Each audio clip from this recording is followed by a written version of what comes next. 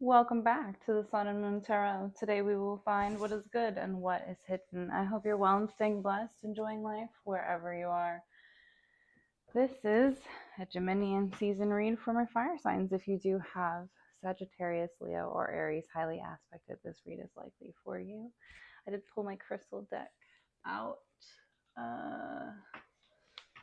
So throwback, if you're not familiar with my channel, you can go ahead and check these out. But they are pre-made from before I had my baby. It's not focusing. There you go. The reads that I'm referencing are my pick a card reads that you can check out on my channel. But I utilize these crystal, the stone deck, as a reference for those reads. You can go check those out if you want. Basically, you are going to meditate beforehand, and you're going to pick a group that you feel called to do so, or that your guides tell you to choose, and then you'll watch that. They are timeless. You can watch them whenever, and they have very good information. But I did feel called to pull out my crystal deck, and I've been doing them for each of the Geminian season reads, so you'll get one too, my beautiful fire signs. Okay. Give me 3. So we're gonna refill. If you'd like to book with me, you can do so in the email listed in the description box. We will also be utilizing the Rider-Waite Tarot deck, the classic Rider-Waite, on my channel, my layout. Oh, you got quartz. I like that. The classic good, a very classic good stone to study. And it's also very good with transmutation. But we'll talk about quartz in a minute. So in terms of Rider-Waite Tarot deck, right, and the set, you're going to have a 3-row placement on my table. The first row will be the recent past, second row will be current energy, the third row will be your future. If this is not a timeless read for you, if you're watching this during Gemini season, you can expect the layout to look like the recent past, being the end of Taurus season going into Gemini season. The middle row will be the majority of Gemini season. The last row will be the end of Gemini season going into Cancer. Then, of course, we do some clarifying cards as well. 2 to 3 clarifying cards for your entire read. At the very end of the pull, whatever is at the bottom of the deck is going to be the overall energy for your read, or what I like to say, your theme for the season. We'll get into that in a little bit. So, fire signs. Hope you're staying happy and well. Let's talk about your quartz card, right? Let's talk about that. Love it. Love it. So I'm going to keep having to fix the... There we go. There we go. Love this. I'm going to pull it to the side to read it. Among the most abundant minerals on the planet, clear quartz is everywhere. Like, for real, it's so basic, it's hilarious. And, like, my daughter's into quartz right now when we collect stuff. Not in a mean way, it's just like it's a starter stone. It's a good thing to learn with. And it's a grounding stone, but we'll get into that later. As this card reads, a master manifestor, quartz is programmable. Like a lot of manifestors will utilize clear quartz for a substitute for basically anything other than selenite. In my opinion, it works well.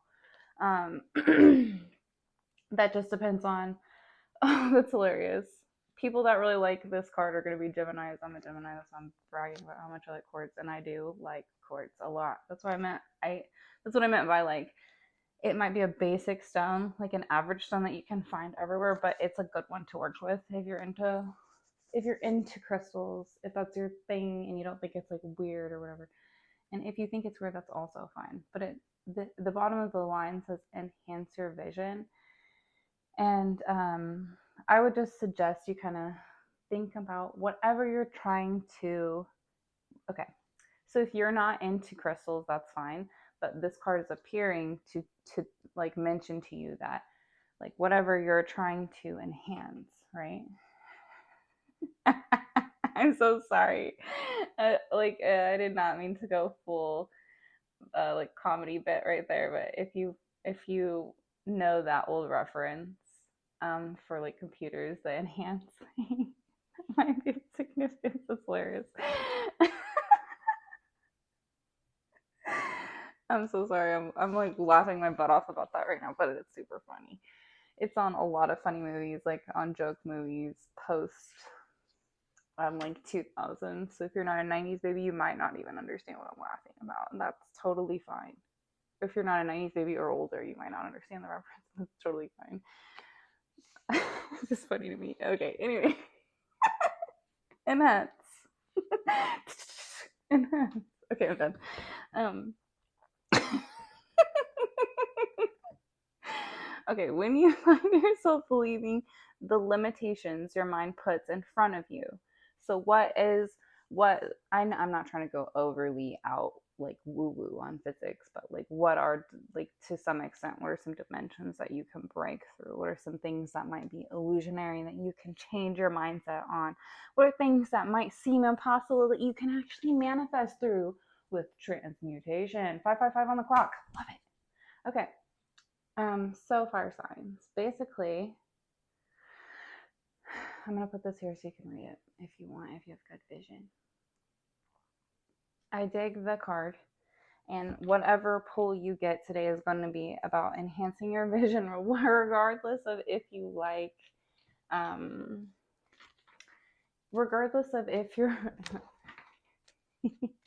Never mind. I'm not gonna say that. I'm gonna say that regardless of what your vision is, especially with the Justice card being the first card to come out, you're going to be very focused on enhancing that vision and creating like positive change regardless of what the vision is in this season. For the less woo woo and the more, or I should say, the more male brained, the more need physical proof, can't believe intuition even though it's valid, brain. Oof, that was a bit of a stabby stab, but I'm not gonna take it back. I take it. I do not take it back. I do not. Justice, 8 of Pentacles, the Wheel of Fortune, 8 of Cups, the Fool.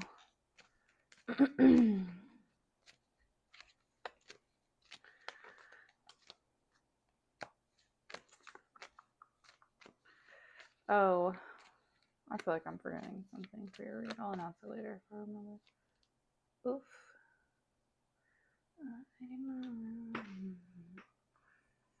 3 of Swords. Oof. Well, the recent past is looking good. Some needed changes.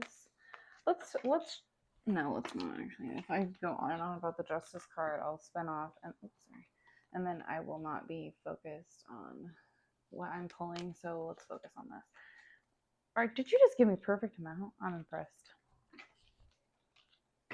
Okay, we got a lot of major arcana here. Quartz card.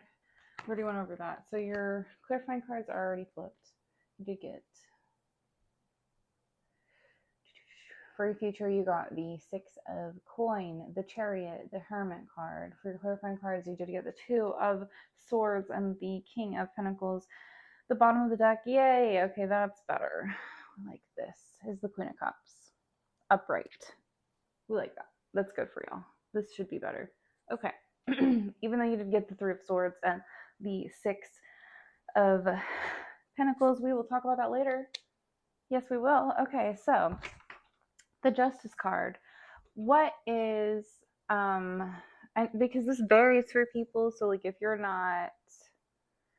don't practice multiple, if you've not studied multiple philosophies, if you've not opened your mind to kind of like the idea of like universal laws, so I'm trying to get at, because if you stay with one type of practice your whole life, you don't tend to question it, and then sometimes people tend to just not even understand that things can be like manipulated if they follow strictly tradition.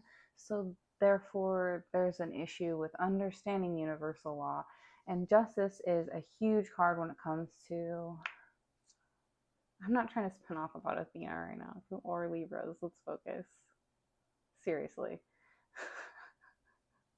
God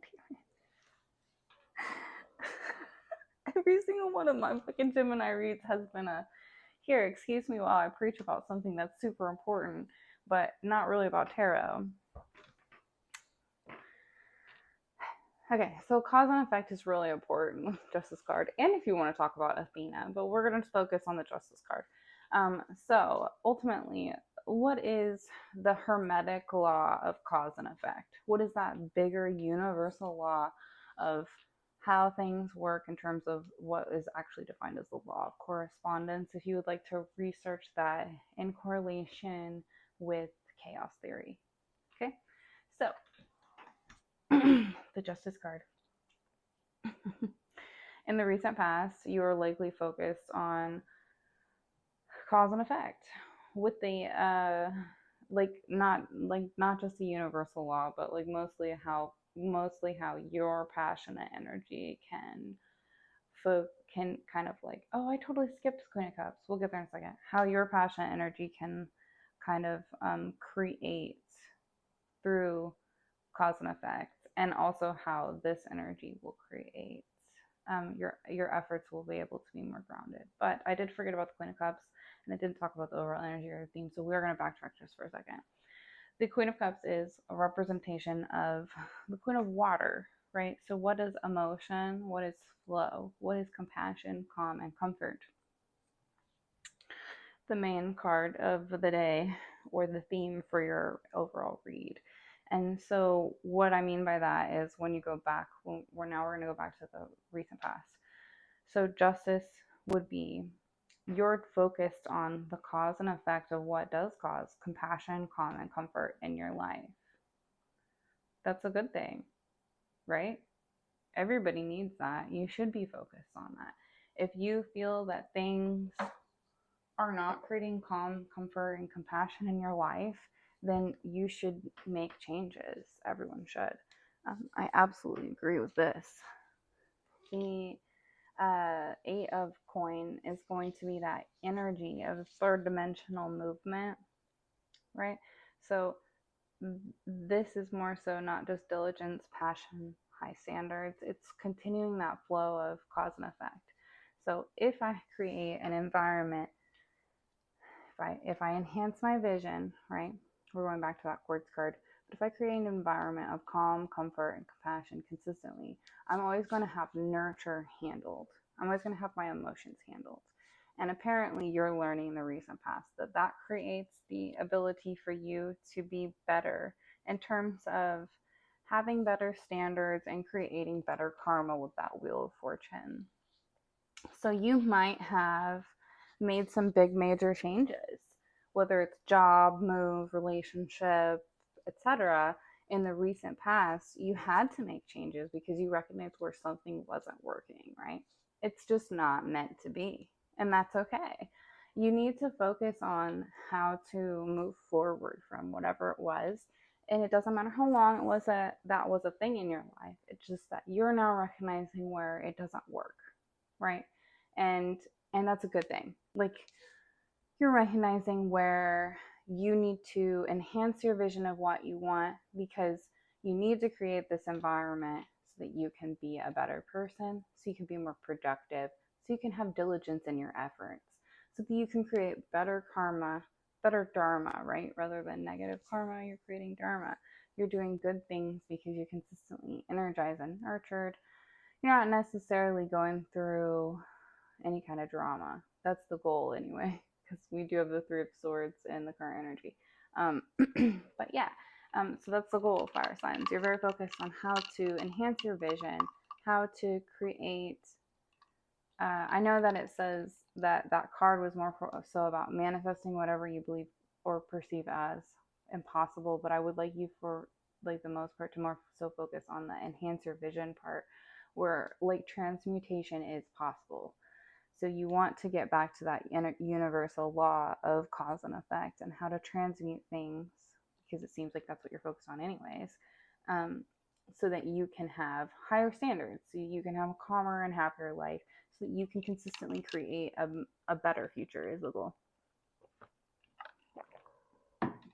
Regardless of the change that might have taken place in the past couple months or past year or whatever, or years, etc. So, your current energy fire signs is the Eight of Cups, the Fool, and the Three of Swords.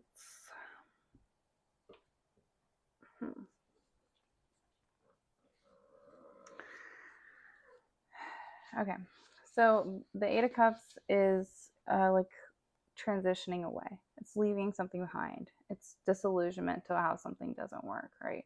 Often.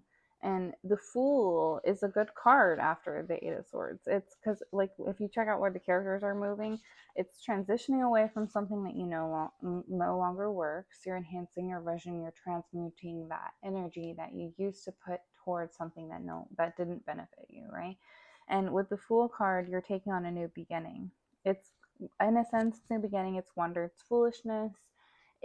But it is ultimately you transitioning that that that idea of when one door closes. I know I don't have the same spread as I did last summer, but like it is still that. It's the transition from when one door closes, another opens. How energy flows. I'm not supposed to talk about that. Okay, so like let's talk about the quartz, right? That's a really good analogy for this. So like quartz can pick up, you can take a quartz in your pocket and you can walk around with it and you can potentially pick up energy with it because it's that influenced by its environment, right? You're noticing how you might be that quartz. I'm not trying to be so like real, but like fire does like need like if you're a fire sign, this is a read for fire signs, you do need a level of like airflow and also freedom. I'm going to leave that there. So you might notice where you might need to be more foolish, filled with more folly, do whatever you want to create more calm, compassion, comfort in your life. It might create a lot of heartbreak. The Three of Swords is heartbreak, suffering, grief, but it's an air card, so it's logical heartbreak, suffering, and grief. It's not a good card to have, although I would argue that the Ten of Swords is worse. The Three of Swords is not a fun card.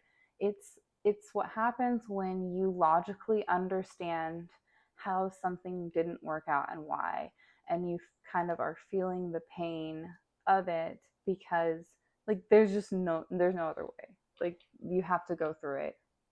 That's the Three of Swords is going through it. You have to go through it. You can't go over, under, around. You have to go through it.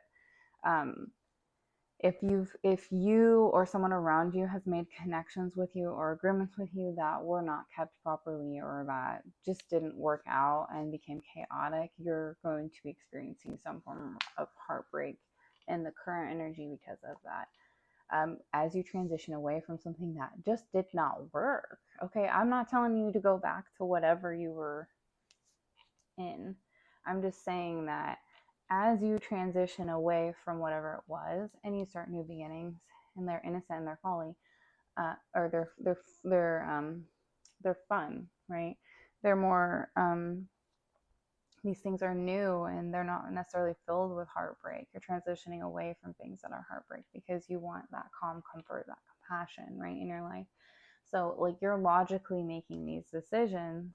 Okay, well this does create this. And even in the current energy, no matter what your new beginnings hold for you, if it's heartbreak after heartbreak, you still have to like recognize that and adapt, right? So you might have to, like, if you're in a setting where you're like trying to date, for example, like if you're dating a bunch of new people, I don't mean that in a mean way. I mean like you're single, so you're now like trying to see what's out there. You might like realize you don't want like certain types of relationships. You might like certain things might not just because of the way the spread is laid out, you might experience things that you're like, oh, I don't want that, because you are in this month going to be focused on what is going to create again that calm, comfort, and compassion because you're focused on enhancing your vision. So no matter what, if you need to learn some karmic lessons, and this current row would insinuate that, then you're going to be presented with environments, people, places, things that create those karmic situations so that you are forced to adapt. because you have to learn. The third dimension is not one to just sit. Like, you definitely are. It's a learning journey. Um, so if you're very focused on this quartz card again, on how to fix and motivate and move and enhance your vision in a way, this is good for you. Like, I know it might be like, I don't want to date a bunch of random people. Well, you don't have to like sleep with them, and you don't have to like, yeah, I'm not trying to be weird, but people are gonna sometimes disappoint you. You don't have control over that, and so you might just have to go through some disappointing situations where you be like, I don't really want to deal with that. I don't think that's good for me, and like that's normal when you're re-entering the dating field, for example. So don't like lose hope. You will overcome those karmic lessons. It will work out, like, and you do have to shut doors for new ones to open. You cannot leave like even a wiggle room. No, you have to, the disillusionment has to be broken. You're doing the right thing. You have to break things and rebuild them sometimes. And like, if you don't like what it is, then you do have to like come back to the table and change it. And sometimes that process of change is not fun. Sometimes enhancing your vision and learning how to transmutate like energy is not fun, because nobody wants to be going through this. Nobody wants to be going through the Three of Swords during Gemini season of all seasons. Nobody wants to be logically thinking about how a new beginning isn't going to work and why, or multiple new beginnings. It's like the end of spring, it's the kickoff to summer. Nobody wants to be heartbroken during this time. I don't blame you. But like, it's also a nice season to go for a walk when you're sad. Fire signs, like, it's beautiful out, the flowers are out. Like, you don't always have to hold somebody's hand to enjoy it. It's still good to be alive. Maybe that's what that's about with the Fool card. Maybe you need to focus on transmutation this month, and when things don't work out, go try to do stuff that creates that allows you to clear your vision and enhance it. Whatever allows you. I don't want to say grounding, because I really want you to focus on transmutation. So what that would mean is that regardless of what's thrown at you, you're not going to then go back and ground and meditate and try to figure out what to do. No, no, no, no. No, no. That's a water signs read. The fire signs are going to be focused this season on how to enhance their vision. So when things happen, when you're thrown new things, I don't want you to focus on grounding. I want you to focus on enhancing your vision and learning from it. So what does that mean? It means that if you're in the dating field and people are like showing up as karmics, like I just mentioned, I mean, you're taking that energy that they're giving you. They're giving you attention. They're giving you affection. And you're going to transmute it. You're going to say, okay, this didn't work, but even though it didn't work, that's okay. And I am grateful that I saw that it didn't work before I made attachments with this person, before they became like someone that I would have to deal with my entire life, right? Like, that might be something that you learned. So, you might just be like very motivated, and I want you to focus on that. Transmutation is a big lesson that a lot of people don't like to deal with, but ultimately, whatever's thrown your way, you can utilize. Even heartbreak. So, like, get to work. Okay, fire signs.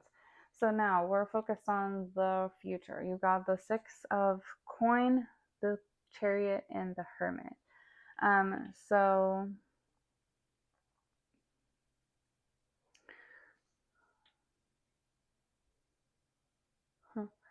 the Six of Coin is charity, generosity, it's sharing. The Chariot is usually discipline. It's self-control, and it's success due to that. And then the Hermit card is contemplation, solitude, insight, and awareness. So, in your future, you're going to be very focused as you learn to transmutate on how to take on more generous endeavors, because remember how we talked about you're trying to focus on that calm, comfort, compassion, and creating that in your environment. Well, with the Six of Coin, it always varies on its accompanied cards, if you should read it like a bread, like getting what you want or not, right? Not in a mean way. I mean, so this card can be sharing or it can be unequal sharing, because like if someone dominates you and keeps the majority of the resources and then only gives you like a small amount, then that's not actually sharing, right? That's what I mean. So ultimately you're focused on like how to be good. Hey, no, don't do that right now, please. Thank you. You're going to be focused and very disciplined as well on how to create like insight and awareness in your own environment. So how to focus on people's, are they going to show up for you? Are they going to give and take equally? Are they going to create common comfort and compassion in your life, or are they going to do the opposite? Are they going to be generous or not? This is a big thing for you in this future read. If they're going to be generous and if they're going to share equally, okay? And if you're going to be able, I know that you don't want to hear this, but and if you're also going to be able to share equally with them, okay? If you're going to be able to share equally and not dominate them, you could, because you need a partner that is strong enough to like tell you off and also not give a fuck when you get your feelings hurt. There, I said it. Because otherwise you're like otherwise you won't be able to create the calm and comfort, compassionate environment that you want, because you will end up dominating your partner, and that will create toxicity between both of you. So you do need to focus in the future on, if you're in the dating field, on how to be like equally generous with people, and also be aware of like of your strong suits and your weaknesses, so that when you're trying to come up with a partner, you can more likely pursue an equal relationship in which you're both really aware on what you create. But also, if this isn't about a relationship, this is more, I'm so sorry, I really have to pause this.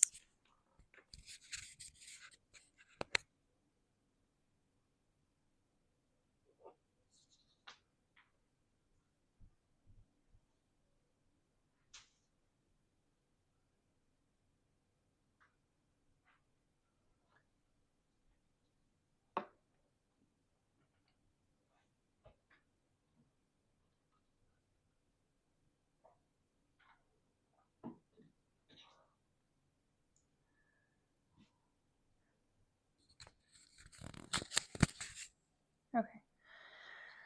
I think I can get through it. I really want to finish this video because I'm already almost 30 minutes in, and if I completely like turn it off, I'll have to restart, and I don't want to.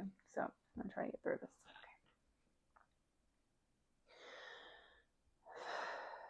Okay. If you're not like concerned about dating, and enhancing your vision is more about that, again, equal relationships. So what I just said, it's in every fucking place that you go, because you're a fire sign, so you're going to unfortunately conquer to some extent. So you do have to create equal give and take relationships in each environment for there to be compassion. And you have to be able to be willing to, if it's not romantic, if this is platonic, etc., you still have to be willing to transmute things so that there's equality and to not dominate. So that's something that you do, that's something you might be looking at. You might be getting like extreme insight and awareness to this, and being more self-disciplined in your future relationships that you take on, because you recognize where there's some sort of like almost toxic flip. I'm not trying to be mean, it's just that if you start to dominate like repeatedly, then you'll also start to like belittle the person that you're dominating, and there's a lot of other things with manipulation that's just not good. So it's definitely not Queen of Cups energy. It's definitely not calm, comfort, and compassion, which is definitely your focus. Lou, stop it. Okay. Stay. Okay, so in your future, with transmutation,